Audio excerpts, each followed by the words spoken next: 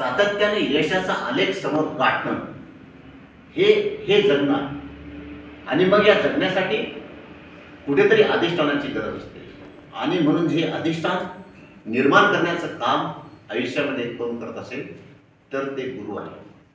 गुरु म्हणजे महाविद्यालयामध्ये शिकवतात ते गुरु तर आहेतच, पण जीवनामध्ये जीवनाच्या वाटचालीमध्ये आपल्याला असंख्य गुरु भेटतात, असंख्य मार्गक्रमण करत असताना असंख्य गुरु भेटतात. मग तो शिक्षकच असेल असं नाही, आपला एखादा मित्र असेल, आई असेल, आपला कार्यालयामध्ये काम करणारा सहकारी असेल, की प्रत्येक व्यक्तीपासून मी तर असं म्हणेल की प्रत्येक व्यक्ती हा तुमच्या आयुष्यामध्ये गुरुचं काम करत असतो. म्हणून मानवतेचे महान पुजारी वंदनीय राष्ट्रसंत तुकडोजी महाराज म्हणतात, एक भजन त्यांचं असं आहे की जाओ उन्हीं के शरण में जो सत्य दिखा है, मानव धर्म के दीप को घर घर में चला. म्हणून त्यांच्या चरणी आपण गेलं पाहिजे. जाओ उन्हीं के शरण, महाराज त्यांच्या चरणी या असं म्हणत नाही, जाओ उन्हीं के शरण, त्यांच्याकडे या असं म्हणत नाही. जाओ उन्हीं के शरण में जो सत्य दिखा है, मानव धर्म के दीप को घर घर में चला.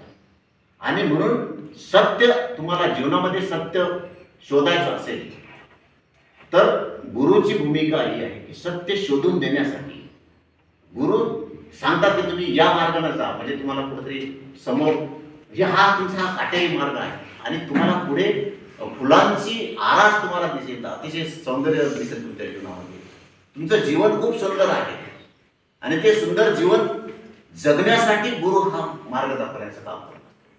तुमचं जीवन हे सुंदर बनवणं हे तुमच्या हाती आहे. गुरु फक्त ते मार्ग दाखवत असतात. गौतम बुद्ध असं म्हणतात की मी कोणाचा गुरु नाही, माझ्याकडे काही नाही, तुमचा मार्ग तूच आहे, तुझ्या जीवनाचा शिल्पकार. आणि मग या शिल्पकाराला